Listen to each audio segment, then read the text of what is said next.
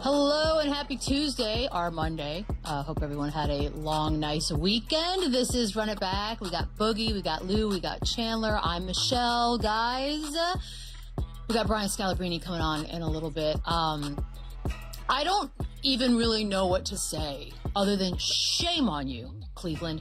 Shame on you. That was unwatchable garbage. But congratulations to the Knicks and their fans. 130-93. An actual just killed them. Swept them, killed them. Cat had 19, 14, 2 steals, 2 blocks. OG was 17. Jalen Brunson had 15 and 5. Donovan Mitchell did finish with 31. I hope that hurts Cleveland, watching them celebrate on your floor like that. James Harden with 12, 5 turnovers. They have not lost. There's going to be a lot of this, guys. There's just, it's unbelievable to me sort of how this series played out, Boogie, but they have not lost this New York team since April 23rd, 11-0 since the time they lost to the Atlanta Hawks, which I guess we're saying the Hawks are the best of all the teams in the East. I guess that's what we're trying to figure out. So me and Chandler weren't completely wrong. I feel like you guys are justified a little bit. Validation. That being said, Boogie, there's obviously a lot of celebration going on in New York. We know the history of this team. We know what they have not been able to ever accomplish. And then 1999 is the last time they've been in the finals. So this is the best team at least since then, or where are you putting this team? As far as the Knicks team? Heck yeah. We're not going to go crazy. Obviously, you have to say yes, but, first off, shout out to the Knicks. It's been a long time coming. We know this is a historic fan base. They have, incredibly crazy fans, super passionate fans. So, shout out to them and happy for them for, reaching this milestone since 99, like you said. But I would have to agree and say this is one of the better Knicks teams. I can't think in my recent years of a team that I consider better as far as, talent on paper. But, when it also comes to, what they achieved this season, this is by far one of the better Knicks teams. They've shown it all year as far as, being a consistent team. They had their, kind of shortcomings early on in the season. A lot of people were down on them, but kept their head above water, stayed consistent, stayed mellow throughout the season. And now, they're at a great point in the season as far as being the finals team. So I think they did everything the correct way. I do appreciate, allowing the team to build their chemistry, build their camaraderie. One thing that I don't like about current NBA is how quickly teams turn over yearly. This is a team that's been allowed to continue to grow with one another, continue to get better year by year. And now they're to the point where, they're a finals team. So, shout out to them for doing it the right way. In my opinion, the right way. Like I said, this has been a consistent team all year. And they did the same exact thing throughout the playoffs. So congrats to them. Yeah, as much fun as it is to go back and forth with Knicks fans and how passionate and crazy they are, you got to give them their respect. And this team is rolling. Like, you don't usually see an 11-game win streak in the playoffs. And all their wins besides one have been by double digits. So this team is absolutely rolling. They're healthy besides OG being banged up a little bit in the previous series. They are healthy. They're getting a lot more production from their bench than they have in recent years. Jalen Brunson has just been phenomenal. Landry Shamet, he's been unconscious from three. So they're getting production from everywhere. They're dominating the offensive glass and just killing it on rebounding. And Mitchell Robinson, what he's doing off the bench. So this team is rolling. They are on an absolute heater right now.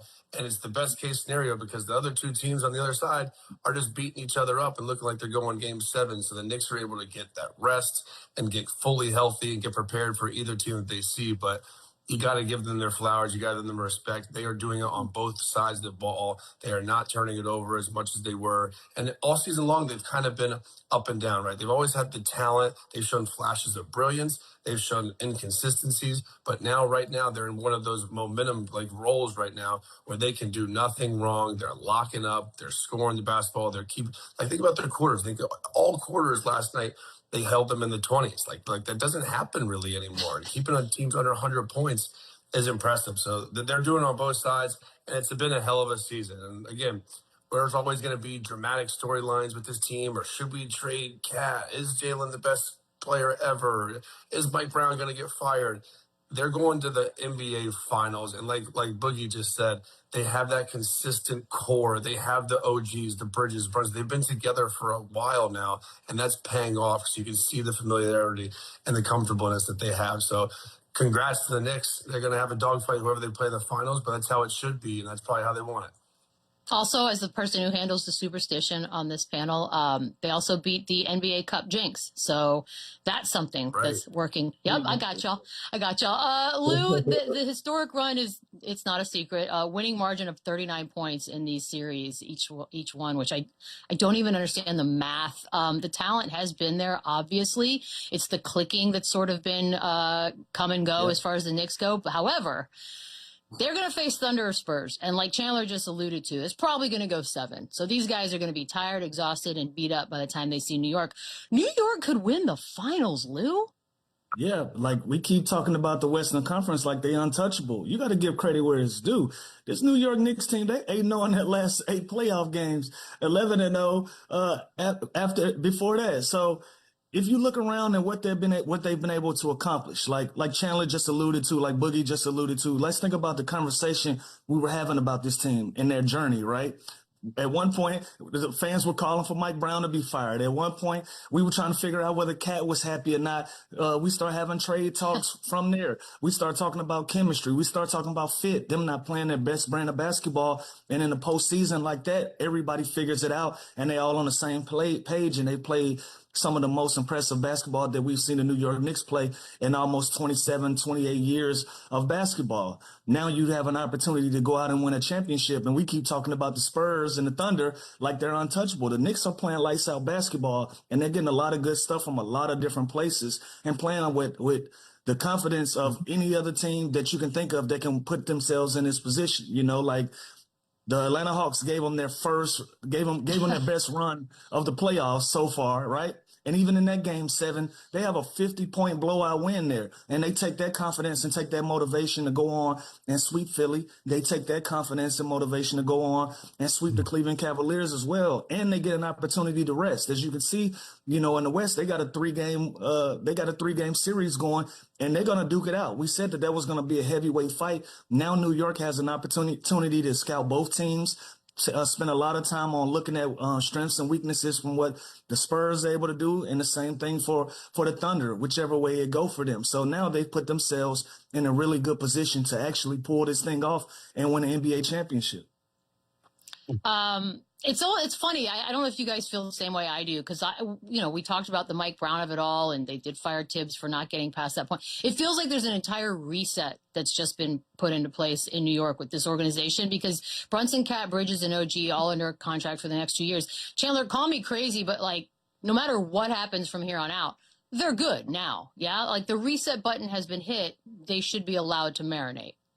Well, like we just talked about, I think they have the foundation, right? I think they've proven, especially in the Eastern Conference, that they can be the best team. They can go to the finals for multiple years to come. And we know, the Celtics are always going to be hanging around. The Hawks got better. The Pistons aren't going anywhere. But the Knicks have proven that they can play and beat anybody in the Eastern Conference. And now we always talk about how good the West is and how good those two teams are that are still playing over there. And they're always going to have to go through them. But we're talking about a team that just dominated the playoffs in the Eastern Conference, cakewalked their way to the NBA Finals. In what world would they break this team up or this core up when they've shown that they've had a bunch of success, and they add guys like Alvarado and Jordan Clarkson and Shamet and Deuce McBride? Now they have a legit bench too, where they're getting production from everywhere. They have great bigs. They have athletic, versatile wings that can do multiple things defensively. So this team is very, very good. They're very talented. They've always had that. They just haven't been the most consistent team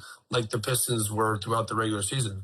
That means nothing now, because they're on an absolute heater. They're playing just as good as either of those other two teams on the other side, and they are going to get proper rest and proper scouting and film for the next 4 to 6 days till the finals even starts, no matter who they play. So I think they fully should keep this team together. Mike Brown, I think, has solidified his job, what he's done with this team, and the Knicks are in a really, really good place. And we always say that the NBA is better when the Knicks are better. It's true. Like, think about how much excitement right now, how much fans. I'm in Cabo right now. There's Knicks fans everywhere here. My God, they're everywhere. Like please. Everywhere. So I So think can he's we great. put this conversation? Can we put the Tibbs conversation in the closet? Are we over that now? I think we have to be. Yeah. Are we Oh, convinced that this team has moved on? Yeah, they better. For now. Well, but here's the thing. We Right. also, I want Tibbs to get another job. I still think he got the short end of the stick on that one. He'll Because it's get not like another Mike one. Brown was their first choice. Like, remember, they went Cesspool from beats. They'll get another They'll one. get another I'll give one, you dude. cesspool. I'll give you cesspool on this one. By the way, that was just some footage of Knicks fans absolutely losing their minds. The only positive thing I can say about Cleveland is they tried to shut out the celeb fans from courtside, took their money and said, no, you can sit in the second and third rows. That didn't work. We know that Like now, that, Boogie. They tried. Let me ask you this, because you can make the argument that after being up 22 in game one, Cleveland quit, or you can give them the benefit of the doubt and say, no, they didn't quit until last night. Where along this journey would you say this team absolutely gave up? I would